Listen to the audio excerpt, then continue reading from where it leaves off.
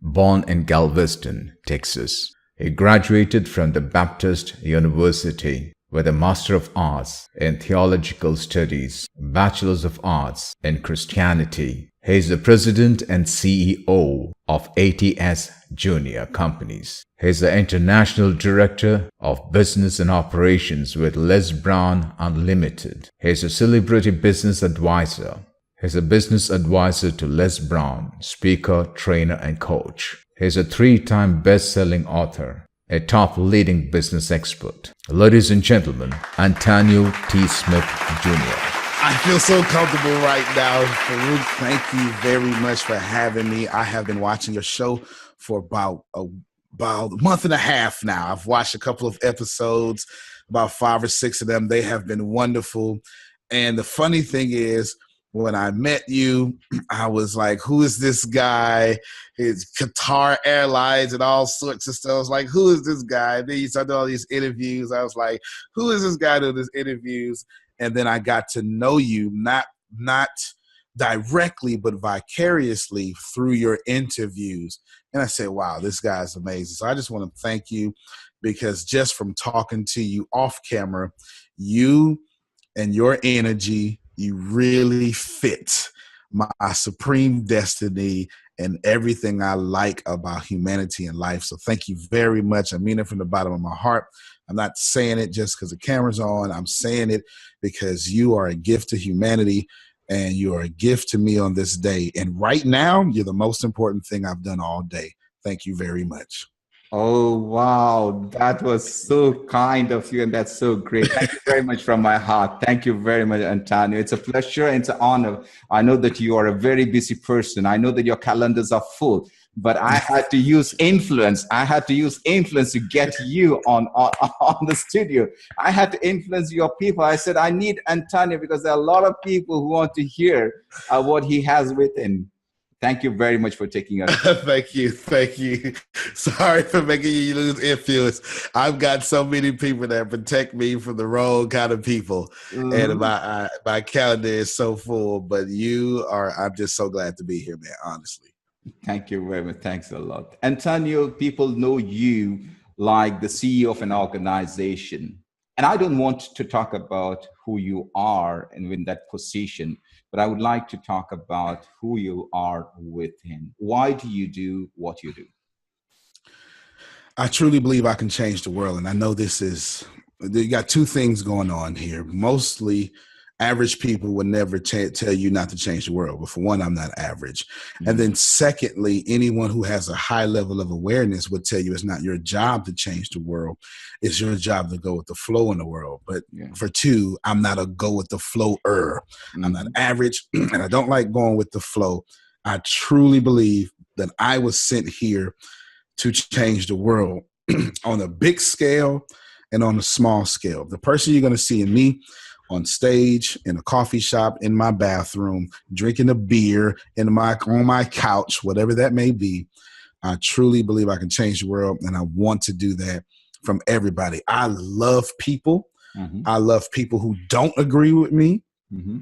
I love people of every religion. Mm-hmm. I love people of every race, and I just really want to change the world. That is what I'm here for, and it's also what I'm willing to die for.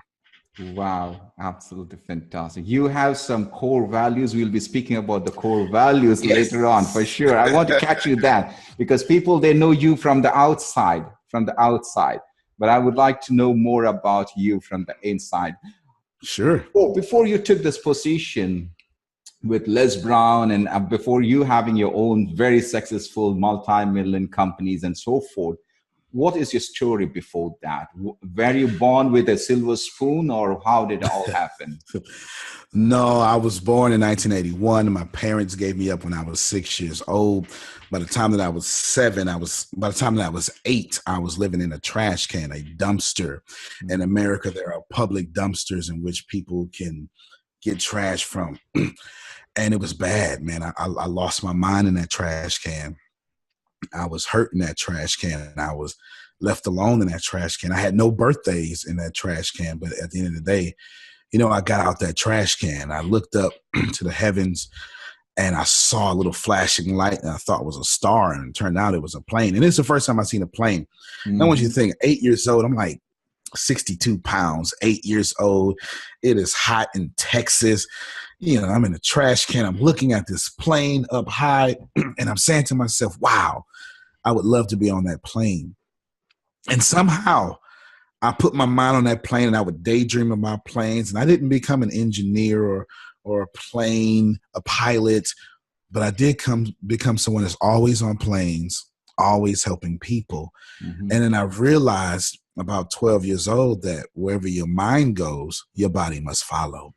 And it reminds me of this book, one of my favorite books, called Peaks and Valleys by Spencer Johnson. There was this young guy. He was in a valley. He didn't like his valley life, his valley friends, valley girlfriend, or his valley job. And he wanted to go to the mountaintop. And that's exactly what I wanted to do myself. And as he went to the mountaintop, he made an ultimate mistake. He told his valley friends, I'm going to the mountaintop. And of course, Farookh, they disagreed. People who never did it told him how it can never be done.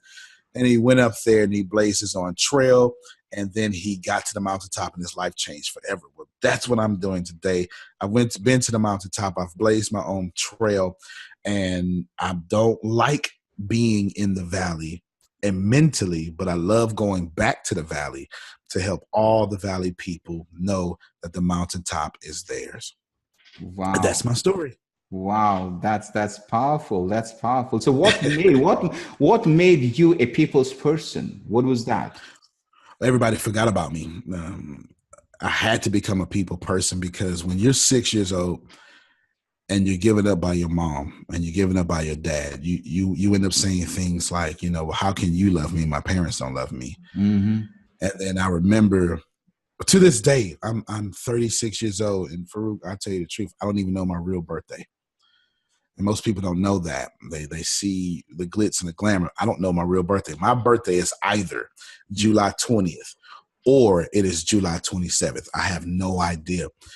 Since I was first told July 20th, that's the day I actually celebrate. But I have no idea what my actual birthday is, and there's really no records because of the way I grew up to verify that, because both birth certificates say different things, and the state of Texas had to do something about that. But when I was sitting in that trash can and just going through life, man, everybody forgot about me. Everybody forgot about me.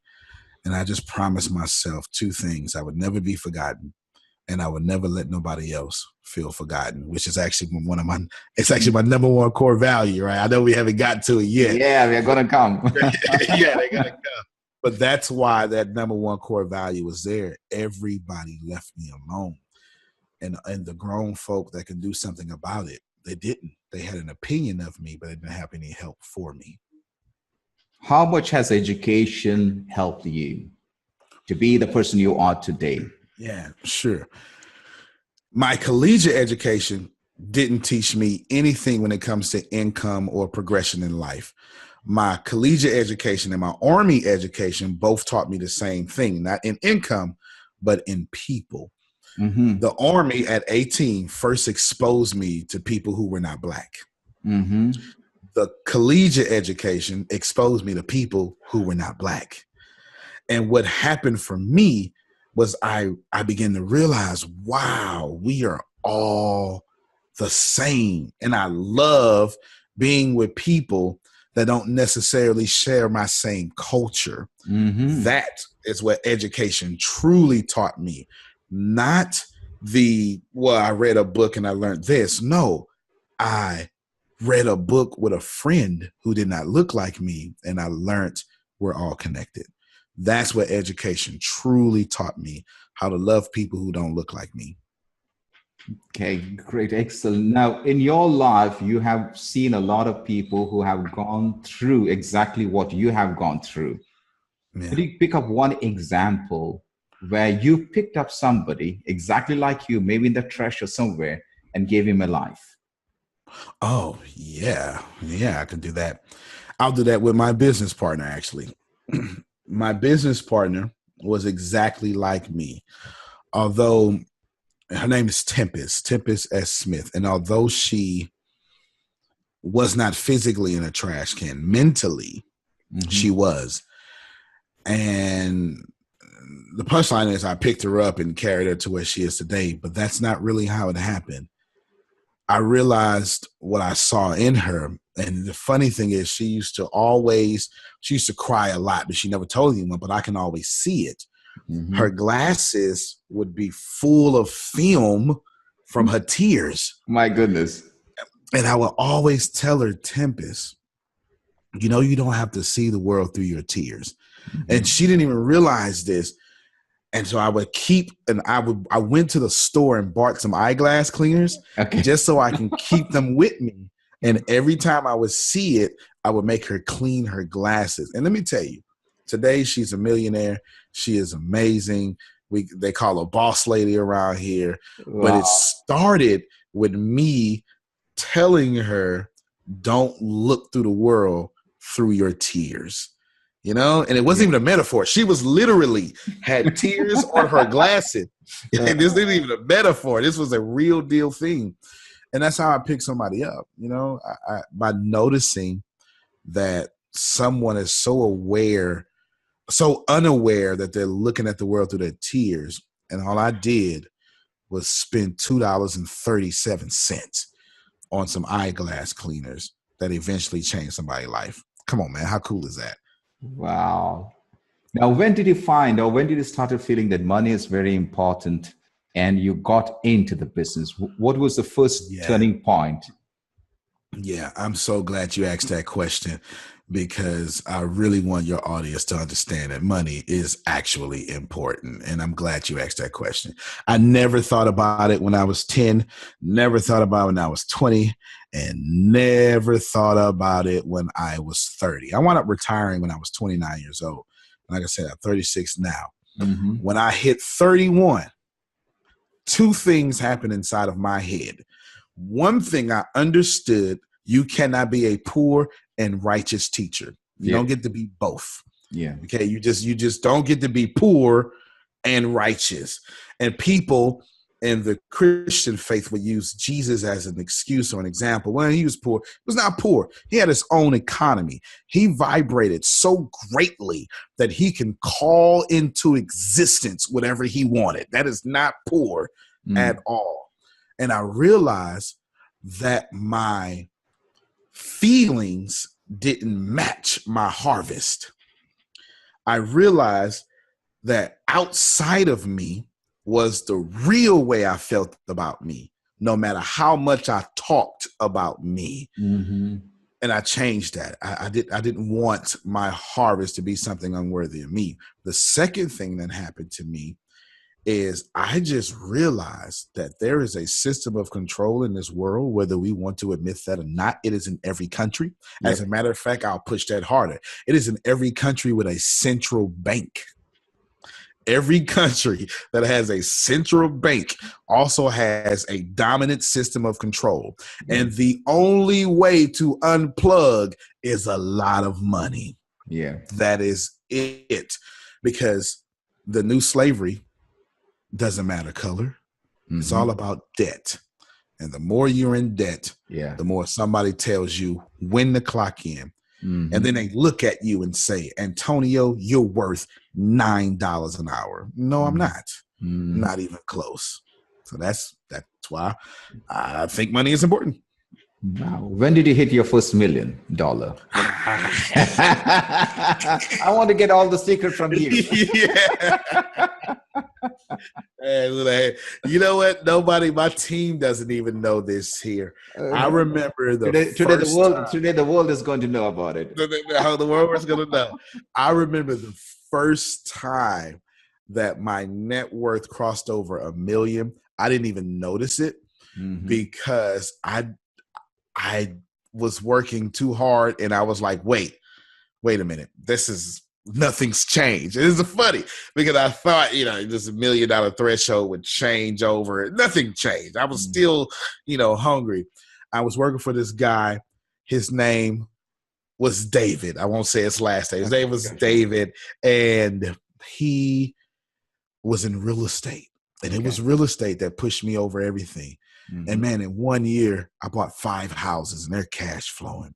Mm-hmm. And then I bought my first house for $1. I have to tell you that story. It's so cool. Yeah, it's so cool. I bought my first house for $1. I bought 5 houses in 1 year. I started a company called Paper Chasing Records a long time ago that was netting $500,000 a year in cash. It was crazy. It was like 25 or something with all this money. And then boom, I get to $1 million by the time I'm 26. And the craziest thing I do, the craziest thing I do. That's what we want to. That's what we want to know. The craziest thing I did, I started buying motorcycles. You know, I was, I buy drinks, everyone, all that stuff. And then the lady who adopted me died, and she slips into a coma. She dies 6 days later, and you want to know crazy? I gave all my money away to bury her, to provide for the family, to save the house. It's totally happened. All this stuff. And I gave it away because I knew I could get it back. It's okay. You do it once, you can do it again. Gave it away. And then 6 months later, we lost it all. It was the craziest thing. A hurricane came through. It was called Hurricane Ike in 2008. It came through and wiped out everything. And that made me realize, although money is important, money ain't nothing. Because rich people, poor people, and average people were all standing outside waiting for the government to give them some sort of assistance. We were all equal at that time. 26 years old, I made my first million, and I have not turned back. Wow. My team doesn't know it, but my net worth is in 9 figures. Wow. Fantastic. Yeah, but you are so humble. Oh yeah, man. Money just magnifies who you are. You don't get to be arrogant and come up from a trash can. That's crazy. I mean, if I was so great, I would have never had to live in a trash can, right? No, man, money doesn't change you. It just amplifies who you are. And when you just fully understand that people are equally as smart as you and equally as stupid as you, because we do some stupid things too, right? There's no reason to be arrogant. The only thing you can do is love people.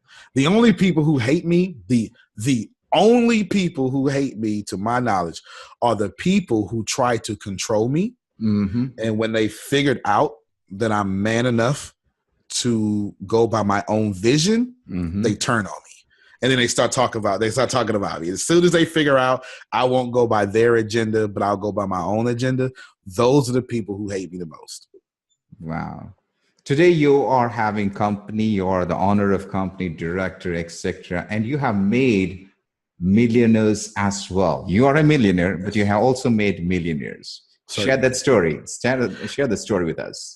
Yeah, the most recent way I made my team millionaires, I started this university. It's not one that's listed, but I would. This will be the first show that I ever say what this university is. I've never said it. I've been interviewed many times, and I've never said it. I'm going to say it here on Farook's show right now. I started a college. Yeah, he said thank you. I started a college, and this college is an accredited university. Wow. And this accredited university is offering really low college classes around the world. And I'm using the college. And actually, we're going to India first. India and China are 2 of the first places, and America, because of the population and the language. This makes total sense, right? Yep, absolutely. I started this university, and once I got it trademarked, once I did all the work, once we got the accreditation, actually the accreditation is still in process right now.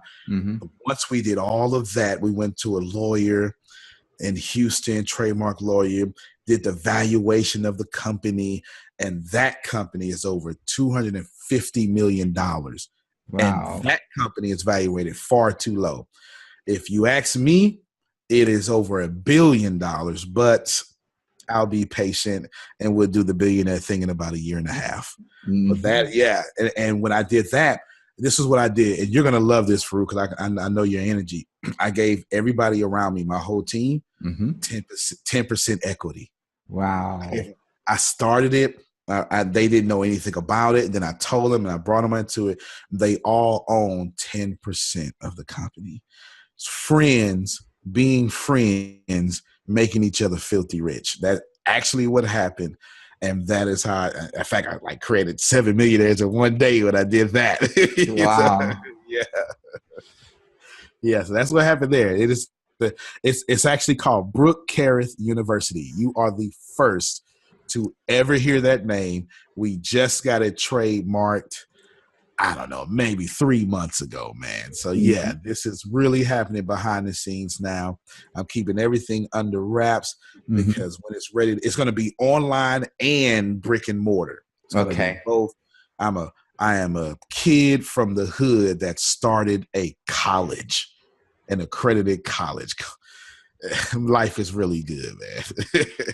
If your stepmother or the lady who took care of you, she's still alive, and she comes to know that you are coming up with your own university, what would be her feelings? Wow. Yeah. Well, that's a good question. First off, her name is Lorraine Temple Smith. She's deceased now, and I just wanted to say her name just because we're so connected. She saved my life. She legally adopted me, so she's actually my legal guardian, legal mother. If she knew that I started a university and created Millionaires, she would tell me, now go to church, tithe, and go do more because you haven't done enough. You did well, but that was 10 minutes ago. Now you have to go do something better. That's what she would tell me. I know she would. And then she would ask me to sing and do that little poem you do in front of everybody because she liked that stuff till you embarrassed me in front of the holidays. So you call yourself as a leader rather than a boss? Oh yeah, I'm a leader. I'm not a boss. I like to, if you're sweating, I'm sweating. If you're in the foxhole, I'm in the foxhole. If you're broke, I'm broke. If you're hungry, I'm paying. I try to make sure I eat last.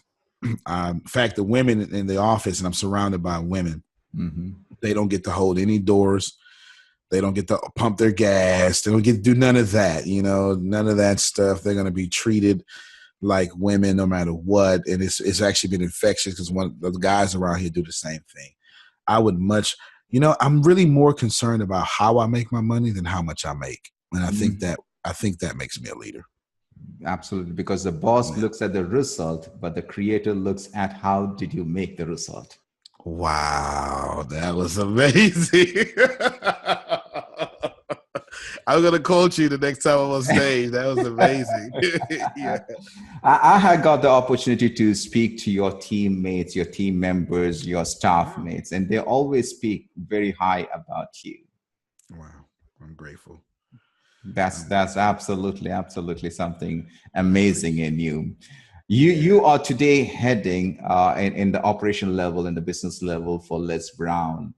So how did Les Brown change your life?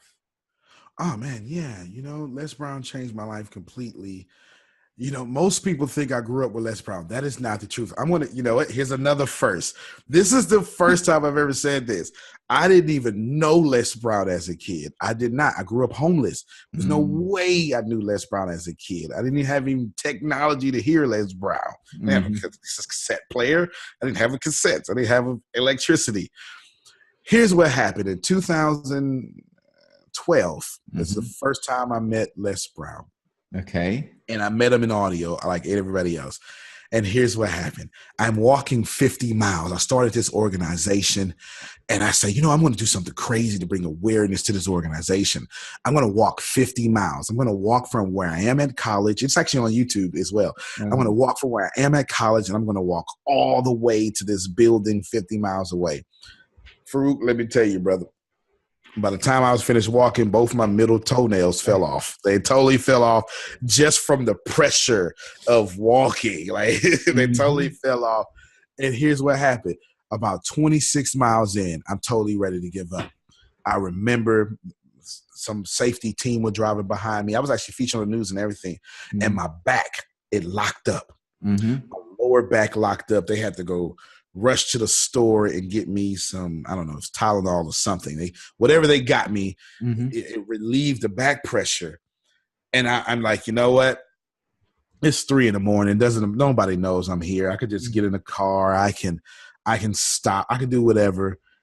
And then I have my iPhone. I got my headphones in, and I switch over from my music because it was no longer motivating me.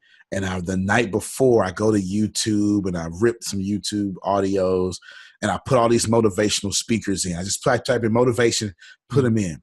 And the first one I play was this guy saying, "It's possible." And I'm like, who the hell is this guy? Wait a minute. And he gives me all this energy. And I'm like, you know what? I can do it, because he keeps yelling at me over and over and telling me I can do it. So I put it on repeat. And I'm not even embellishing this story. From mile 26 to mile 50, I only listened to Les Brown tell me over and over how it was possible. And here's the crazy part. Psychologically, I trauma bonded to him because I was in massive trauma walking 50 miles. And he just sat in my head. And that is how I met Les Brown. And I guess the law of attraction, I was so focused on him that later on I would meet him and be his business advisor, run his company, and be his spiritual son, according to him. Who knew? Wow. Wow. Today you train hundreds and thousands of people to become trainers, instructors, etc. Share a story where one of your students, or it could be one of the person who has been trained by you, coached by you, and they go to a higher level, and you look at them, and you feel proud of them. Wow, I have many different stories I can tell there. There was one that recently happened, and it was actually done by Michelle Mueller. So Michelle, she is someone I coach, and I guess it's kind of biased. She's on my team, but it really wasn't. And I made sure I did an event with Les Brown in April, and I never went inside. I made sure because I knew Michelle was going to be on the stage. I didn't do any judging. I didn't want her to be disqualified, and she was so nervous. 6 months before, I can't tell my story, and she quit. She totally quit. And if you know anything about Michelle quits every 5 minutes, and then she goes, "I'm not going to quit. I'm going to do this." And then she's like this lion, and she comes back, She quits for 5 minutes, and then she's an animal for 55 minutes, stuff like that. And we work on her story. And one day she kept asking, asking, how can I do my story? So I break it down for her how I do it, what I perceive from Les Brown. And she went, "Oh my God, that worked. That really was so good." And then she goes off and she does a story. She keeps it secret.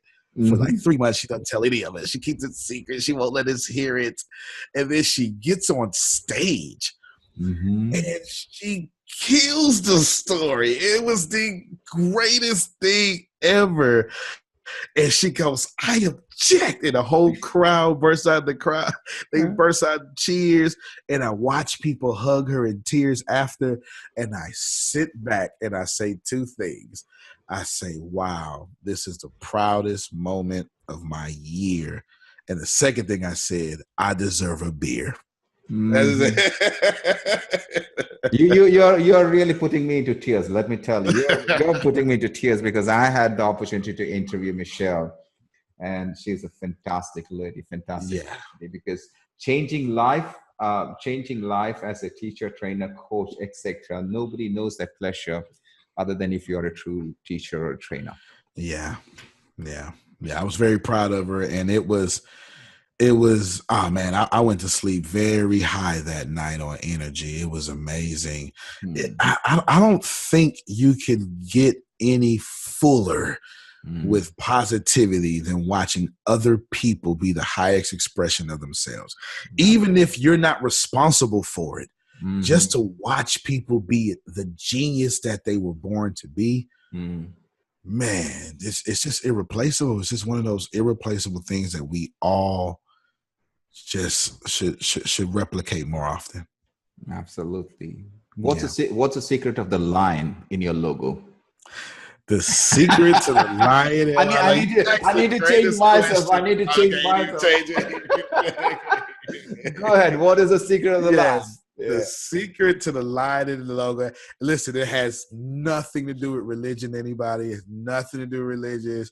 It has nothing to do with any significant thing. It has everything to do with ego. Let me tell you, everything to do with ego. I'm going to tell you how it happened. Here's another first. Okay. I started the company, and I'm watching Eric Thomas, one of the world's #1 motivation speaker. He's going in, and he's in Australia, and he's got this on his. He's got his hat on and a shirt on, and it has him like this, it has him like that, and I'm going, you talking to me? You're not finna do me like that. This is like 3 a.m, and I feel personal that you're outshining me because he's talking about you're not going to outwork me. And yes, I am. Yes, I am going to outwork you. And I go, I need to redesign my logo. My logo doesn't fit me. At the time, it was a little compass, like left to right, like I'm going over the word. No, that's not me. I said, what's me? And I go, and I'm a graphic designer. I go on my computer, and I start doing stuff. And I say, you know what? I'm a lion, and they're gazelles. And the whole world needs to know that I'm coming. Now, I got to eat. Now, whether y'all know it or not, I got to eat. And so what am I going to do? I'm going to put a lion on my logo. Not even going to change the name. I'm just going to put my initials and the lions, and I'm coming for everybody. That is exactly what that lion means. It has nothing to do with anything but ego, and I think that's super funny right now. Wow. So there are 3 things that you shared for the first time today in this interview. Yes, 3 things. I've never said that before. That lion is pure ego, ladies and gentlemen. I promise you. You have some core values, and that's what you are today. And that's what did not deviate you to the left or the right, because the core value takes you day and night. Day and night. What's your core values? What's your core values? I've got 5 to 7 of them. The last 2, I kind of waver. Before we go to the core value, how important is it for a person to have those values? How important? Oh, man. Yeah. Let's start with that. Let's start with that question, then we can go to your core values. Sure. All of you, I challenge you, all of you, to come up with some core values. They're like statements of faith. Imagine, if you will, if you were religious, and whatever religion, you have a statement of faith in that religion. And I'm really good at the top 7 religions. If you're Islam, if you're Muslim, you have your statement of faith. You got to pray this many times a day, and then if you're Christian, you got this statement of faith, millions of denominations, but this statement of faith. And in that statement of faith is something that you supposedly guide your life by. And I think if you don't have core values, you don't have a compass.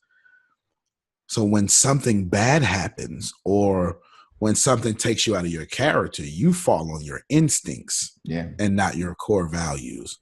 And I'm a bit leery with that, because this world is not as kind as it can be, because too many people are falling on what's natural to them. I hope that goodness is instinctive for all of you. But until then, you need to fall on your learned behaviors so you can make this world a better place. It's easy to cuss somebody out because they curse you. But it's harder to fall on your core values when someone curses you. That's why you should have core values. Wow. Now let's go to your 5 core values. Sure. Number 1, and they're not ranked. They're just how I came up with them in order. Number 1, no one suffers alone. That's my number 1 core value. No one suffers alone. And it makes sense. I was alone, suffering, right? Number two, and I'm probably switched the order, but number 2 is stay happy. Stay happy. And you've asked I got 2 sons, 9 and 6. And if you ask them the secret to life, they'll tell you be happy. Number 3, and probably my most aggressive one that makes me the lion. Don't do anything you won't die for. Oh, ladies and gentlemen, let me tell you, I don't do anything that I'm not willing to die for. I don't. If it makes me average, I won't do it. If I'm not going to commit to it to the point of death, I won't do it. Because it's going to get hard. That's my 3rd core value. My 4th core value, and the most important for humanity, we're all connected. It is my core belief. I'm never going to change this. You can disagree. I'll be kind to you, but it is my core belief that you and I, Farookh, you and our audience, we are one creative source expressing ourselves individually, but still one. Whether you prove that with quantum physics, the Big Bang, whatever your religion or philosophy, if I hurt you, I hurt me. And that's why I behave the way I am. Number 5, and I just like it, number 5 is give 80% of your money back. It's my 5th core value. I want to be a billionaire, and I want to get 80% of that money back. I don't need come on, man. What am I going to do with all that money, right? And that's my 5th core value. Take 80% of whatever I make, and by the time I'm long gone, it will be given back. Those are my 5 core values. Wow. Are you an example for your kids? Oh, most certainly. Most certainly. I actually homeschool my kids. I started last year. They're on summer break right now. But in our homeschool, they go over business classes. And I'm excited to tell you right now that they've started their own business. They want to play video games and make them. So right now I have them streaming online. The name of their business is called Mini Moguls. And 2 9 and 6-year-olds are now CEOs. They're behind green screen. They shoot commercials. They understand customer acquisition. And all next semester in school, we're going to go over their business over and over. That is my heart and my full passion. Those are my boys. So yeah, I think that's a good example. Do you think that homeschooling is important? And do you think the parents today should homeschool their kids? Yeah, most certainly. I think all parents should homeschool their kids. And I definitely understand there's a financial element to it, to where you can't actually afford to homeschool your kids. But the reason I homeschool my kids and think you should is because you get to separate your kids from the matrix. You get to have them learn what you want them to learn. And my number one goal with my children is for them to never have to get up, go into someone else's community and beg for a job. That's my number one goal with my kids, that they are self-sufficient, reliant, and creating their own economies. And we're learning that through homeschool. They learn to read for me, write for me, and I'm grateful for that. And that's why I think everybody should homeschool. Wow. Yeah. From a low level in life, today you are a successful people. There are a lot of people who are there in that particular level, mentally, physically, spiritually, emotionally. What would one advice be to that particular people who do not have a mission or a vision in their life? Yeah, sure. The number one thing I can ever tell you is stop being arrogant. Arrogant is to not receive new information. If you're at a low level awareness of your life, it's because you're right. I cannot explain this well enough. If you are not getting what you want out of life, it's because you're too right. Because nobody can tell you anything different. It's because you're a filled cup that no one wants to deal with because you're full. Yeah. If you don't have what you want in life, you're too right, you're too full, you're too arrogant. As a matter of fact, monitor every deficient area in your life. In those deficient areas, that is where you do not receive new information. And if you want to get out of your awareness and rise up, you need to receive new information. And guess what, ladies and gentlemen? It's not going to come from people you like. It's going to come from Muslims, Christians. It's going to come from Christians, Muslims. It's going to come from gays. It's the world is going to reveal its voice to you from places that you won't like, because it understands that's the only way you're going to pay attention. Stop being arrogant and receive new information, and your life will change immediately. Wow. How important is to become a trainer, teacher, or a coach in the coming decade? not as important as you think. It is not important to become a trainer, speaker, or coach. It is more important to become a resource. Now, through that resource, if you train people, coach people, and speak about it, then you're great. Then speaker, trainer, coach. But the days, and this is something I tell people when I'm training them all the time, the days of being relevant and not a resource, they're over. They're done. This is the information age. Everybody has a live. Everybody has a Zoom. This show is effective because it is a resource. It is a resource to hear. What Farookh does is show you how other people have made it, how they overcome, and you're listening to other people's story, and you get to hear them through the lens of you. That's why this show is successful. When you find out that you're just doing something and you're not a resource, no one's going to listen to you. It is far more important to be a resource than it is to be a speaker, trainer, coach. If you can find yourself being a resource first, then you will dominate as a speaker, trainer, and coach. But if you're just speaking, if you're just training, and if you're just coaching because you want some lip service or some fame, no one's listening to that anymore. You must be a resource because people are losing their jobs. People are hurting, and they're going to the internet to find the resource that gets them out of their problem. And you might want to make sure that resource is you. Wow. One last question. Sure. What are the 3 advices that you would like to share with the audience? 3 advice that I would like to share with the audience. I'm going to make the assumption, ladies and gentlemen, that you're not living your dreams. And then I'll base my 3 advices from there. Advice number 1, stay happy. If you can vibrate at the frequency of happy, and I mean a real, genuine happy, a joy, not the happy as you use. Happy normally comes from dopamine. Which is the moment, it's addictive. You know what? I want more of that dopamine. Joy, or the true form of happiness, comes from serotonin. It says that I love this so much, I don't need anything else. And that is real happiness when you say, you know what? I love my life. And if I don't get anything else, I'm okay. And the moment you confess that, the moment you sit in that reality, your life blows up and you get more than you ever had. Number 2, while you're being happy, if you are not making other lives better, you're wasting your time. You're absolutely wasting your time. Be happy and add value and impact to everyone else's life. If you came here to take from people, the universe is not asleep, and you know what? You're just not helping us make other people live as happy as you.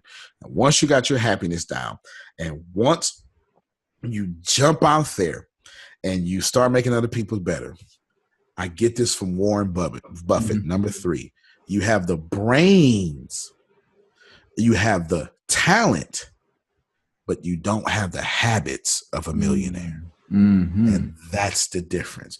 Develop the habits of a millionaire. You have the brains, you have the talent, you just don't have the habits. You quit right when millionaires get up and push through. Your job is to go, push, live, help others live, and stay happy. And that's it. Antonio, thank you very much for being in the show. Thanks Thank you very much. Thanks a lot. Ladies and gentlemen, Antonio T. Smith Jr.